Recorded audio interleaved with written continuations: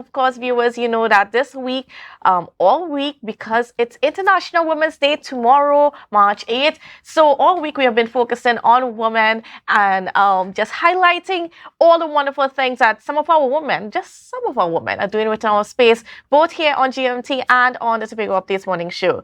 So joining me this morning, starting us off with our women conversations this morning, is Miss Lois Leslie, and she's a director of valuations and projects of Ropam Estate Agency Limited. Good morning and welcome to you. Good morning, Kandace, and good morning to your viewers and your listeners. Thank you for having me. All right, so let's start with just a little bit about you. Tell me about yourself, who you are. Okay, so I'm Lois, a product of this Tobago space. And I have to say, I've been fortunate to be able to meander across a few disciplines. My professional life started as a teacher. Yes. At Bishop's High School, and then I moved into the area of business management. I always had an interest, and I was always involved in property, in the outdoors, and so property valuations became another one of my areas of interest, which I pursued. And then project management. I was always fascinated with the notion of managing projects. And so I also qualified as a project manager. And along the way, we have such a beautiful space and life is so diverse. So one of my other areas I delved in for a while was in the fashion area, in terms of ethnic fashions. And then I always have an intense passion for community and community building. So if culture is my bedrock. So because of that, my activities also span the area of culture and development. And touching young people was important, and even touching young people in very creative and unusual ways. So even through the organization that was the Tobago Mission Riders, the motorcycle club, worked with youths, and in essence, that's Lois. Very, very diverse. But I mean, interesting that, very focused also on young people as well, and that sort of development. But this year for Women's Day, we're focusing on the theme of investing in women and that sort of thing, and accelerating the progress of women. How important is that? And tell me a bit about how do you see yourself in embodying that theme and, executing that mandate? Okay. I love the theme. Investing in women, accelerating the progress. And it talks about two important variables here. The importance of investing resources, time, finance, systems to build. And it also speaks to acceleration, signifying that progress has already been made. However, the importance of the focus here now is accelerating that. And it's extremely important because women are the bedrock of societies. Traditionally, and in our culture, we know that as a fact. All right? And so, for us to build inclusive, sustainable societies, it's important to invest in our women.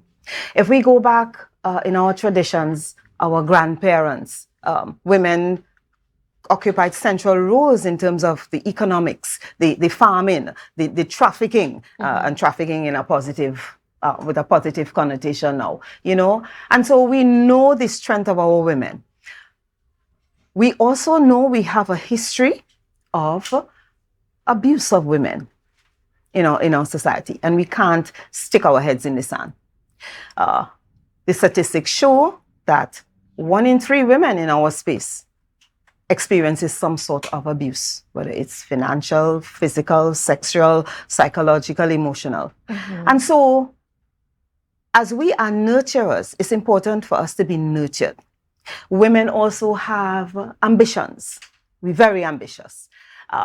We're very protective of what is ours. And as we are also very gifted and talented.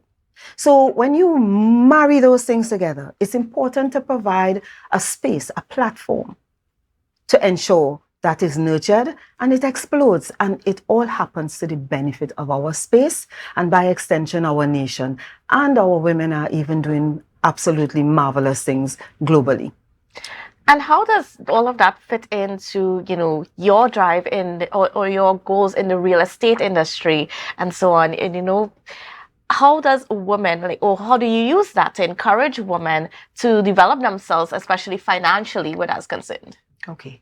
So I navigate the space, I prefer to say real property. Because oftentimes people hear real estate and they think in terms of, you buy a house or you buy a piece of land with a building on it. But it's more than that. When we talk about real property, we talk about land and all the things that are attached to the land. And land does not mean the ground surface. It also includes the resources under the sea and the resources of the air, right? So this is our heritage in this space, our real property, and therefore developing that in a manner that is sustainable, developing that in a manner that basically ensures our progress and prosperity today, but safeguarding for our generations to come, to ensure that what we leave, we actually enhance. And so my love in this arena, I must say, I inherited that from a father who was the Tobago government's valuations officer.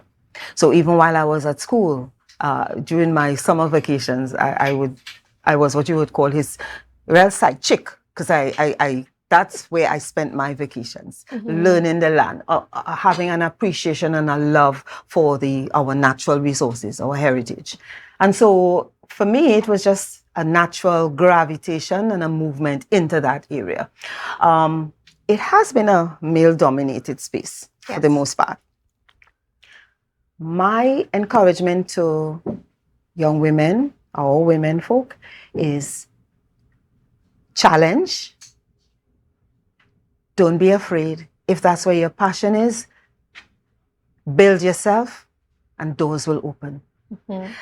The whole notion of gender inequality, it has been estimated that it will take a century for us to really realize that balance that we're all looking for, right? However, it's important to chip away, and when we chip away, we're really enhancing the whole, because it's not about emasculating our men so that we can raise our game and achieve our spaces of greater prominence, but it's about understanding the dynamics, And so I think those are important things. One of the things is that they talk about feminism and the feminist, the activist. But I want to say today that a feminist is not a terrorist. She's not. She's espousing all those values of feminism. We speak to nurturing, we speak to respect, we speak to empowering, we speak to connectivity, right? Because we as women, we are the product of male and female coming together. And therefore, as we raise ourselves and we seek our rightful place at the table, it's important for us to respect, encourage, and embrace each other in this space. When we talk about gender equality and that sort of thing, what are we looking at? Are we looking at the job spaces being 50-50 split, or what is it that gender equality is supposed to look like? So, all women are really included. Okay. So that's an interesting question. What does it look like? I think ultimately it's the space that allows for the nurturing of all. It's the space that allows for the young girl, the young woman who has a passion, who has a talent, who has a drive and a dream, that the space makes it possible to make this happen, both for the female and the male. And that's what it's all about. And it's not so much about the numbers in spaces, because there are many women who still love being homemakers. And that's beautiful. Once that is where your passion, your talent is, and once you are appreciated and recognized in your space and allowed to be your best self, that's gender equality. And then how do we invest in our women so that they can be able to be themselves? It has to be a holistic approach. We women, we are complex but beautiful creatures. So we have the physical self, we have a spiritual self, we have an emotional self. It's important that we give credence and enough attention and resources to develop in all sides of us. There's the playful self. There's the health, the importance of things like our health. There's the importance of, again, like I talked about, protection from any form of abuse. First of all, having safe spaces. One of the things that's important for us women is that the sisterhood is critical, because we nourish each other. That's what we're supposed to do. Build up, not break down. Not eliminate the insecurities, and embrace and encourage. From a policy standpoint, again, financing of programs that will allow for training and development. That is key. Providing opportunities, and sometimes we don't even understand the opportunities that are available to us. And sometimes it's important for another source to basically show us these things and help us to point in directions that lead to our elevation and the elevation of our homes and our communities. All right? So it's a multi-pronged effort, and therefore it's hard to pinpoint one or two or three, because the dynamics of women empowerment, equality, and everything is really tremendous. And I have to say, in the process of all of this, we have to nurture our boys and our men.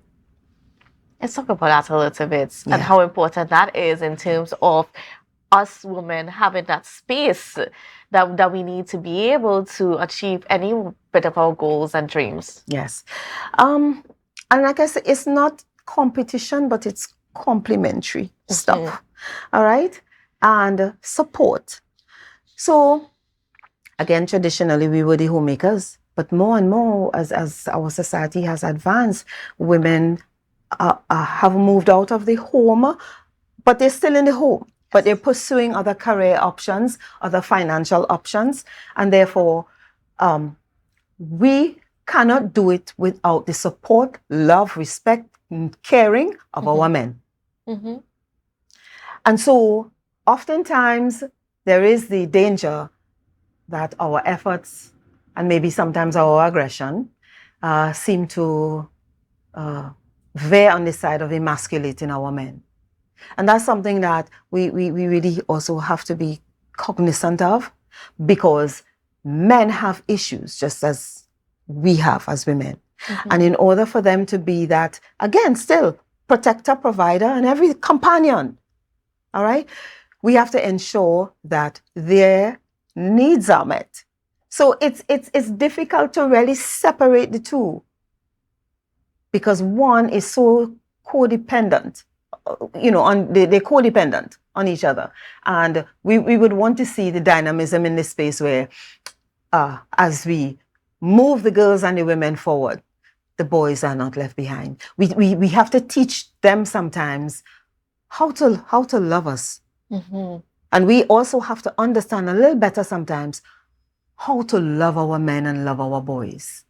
And so the healing, the healing of the self and everything else, that really is central to our progress. Because first and foremost, we are people, men and women, but certainly together in this space and in this life. Do you think we're doing a good job at trying to teach our young men about how to be men and also how to love women?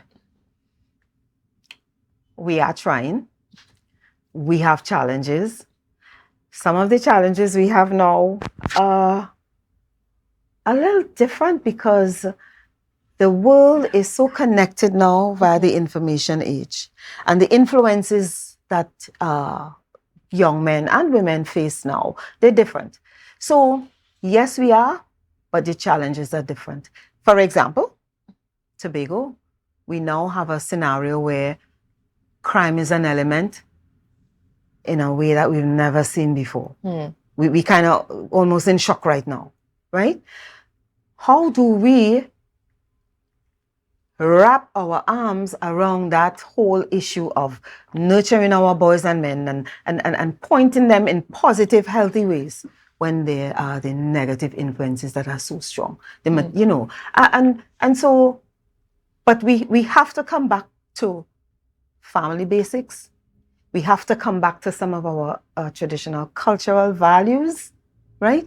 And it's a community effort. It's a community effort. And then coming back a little bit to the theme, right? What can you see from our traditional values and our culture that what can we pick out of that that can be used to help support this theme of investing in our women? Okay. So one of the first things that, just popped into my head is, back in the day, the susu was a big thing. Mm-hmm. And the susu was women controlled. But it was about building frugality, building entrepreneurship, building a sense of managing of finances and investing, right? So and even today it operates, but not as widespread as it used to. So I'm not saying, we have to go beyond that and go past that. But the tenets are the same. The concepts. The concepts are the same. It extends even to the whole notion of the cooperative, because the cooperative is really a reflection of the society as well, the community, all right? Pooling resources and having them available for the use of the wider community. And so these are some of the things that we talk about. Discipline, again, caring, respect. Those things, there's no substitute for any of those things. And so as we move forward, the humanity in whatever our pursuits are, that's central. Yeah. What can you say about the women who have influenced you? They have it. I just want to thank them. And immediately I think of my mother. Blessed with, just like many of us in this space, strong, beautiful women. Women who have understood challenges, the benefit of hard work, discipline, investing in self, families. So my mother, my grandmother, right? I think of some of my teachers, and I have to take the opportunity to really call a few names and say thank you. Pinky Alam, Agnes Marie, Verlene Bob Lewis. We have some beautiful, powerful women. Pearl N2 Springer is one woman who has influenced my life in such a profound way. And I did not even know that we were so closely related until I was a big adult, So, and then I have to talk about my sister friends. Simple, powerful. I have to talk about another Mommy Daphne Thomas. Simplicity, powerful, nurturing. And then there's one particular young lady in this space I have to say good morning to, Salisha Moses. I look at her and I'm motivated, So I want to say, the women in this space, Dr. Mark, so many of them, they have helped to shape us by touching us directly and sometimes at a distance. Yes. And as you mentioned that, this is a kind of full circle moment because Ms. Lois Leslie, you were my first head teacher in Bishops, so in first form. It's just before she made a little bit of a career change, but yeah. So it's just interesting, and and it's also wonderful when you look back on your life and you see who the people that have influenced you and the people that you have also influenced in ways that you would never know. So, it's just very interesting this morning. And I thank you for that, because you popped that at me this morning and I looked at you in surprise. So I appreciate, and the thing about it is that, you say we stand on the shoulders of those who went before us. Certainly. And it is our responsibility whenever we have been nurtured to a place where we can in turn around and nurture those who are coming up. We have that responsibility. We have to be driven by that because it's about the village and it's not just about one house in the village. Certainly. Right? And as we talk about moving in this space and stuff like that, for me right now, I am really gratified that I'm in a space where the whole notion of real property, because that's what we have in this space. I'm in a place where I can support persons who seek to become entrepreneurial by making use of their properties or actually acquiring property for development, whether it's personal or business investments. And then, of course, now that we hear about the impending property tax coming along, just being able to provide information to assuage those persons who come nervously. Because, again, it's about responsibility. So I'm really grateful. Certainly, and I want to thank you so much for being on with us and for sharing a bit about your life, because we touched on a whole lot of things. We kind of just went all over, but that's okay because that's just who you are, somebody who has been in so many parts of just our society and continue to influence and do wonderful things. So thank you so much for being on with us. And viewers, please don't go anywhere because we've got a lot more coming up for you after the break.